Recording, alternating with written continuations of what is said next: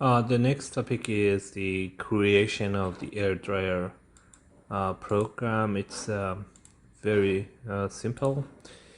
In this control drawing, you can see that I have the one PVI for timer, one PVI for number of cycles.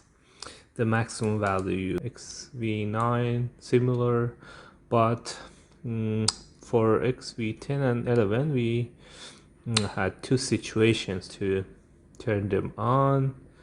One when timer is more than 47 and less than 300. The other time is more than timer should be more than 347 and less than 600.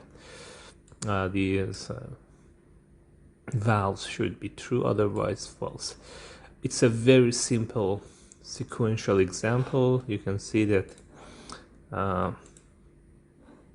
based on this timing, you can see the valves are changing based on the time value.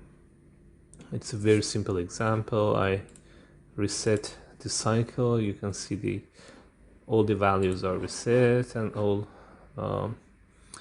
valves are closing, and these values are getting reset. When we are starting from 0, valves will be actioned again. This is the basic programming for the air dryer. The next topic will be how to create the graphic page.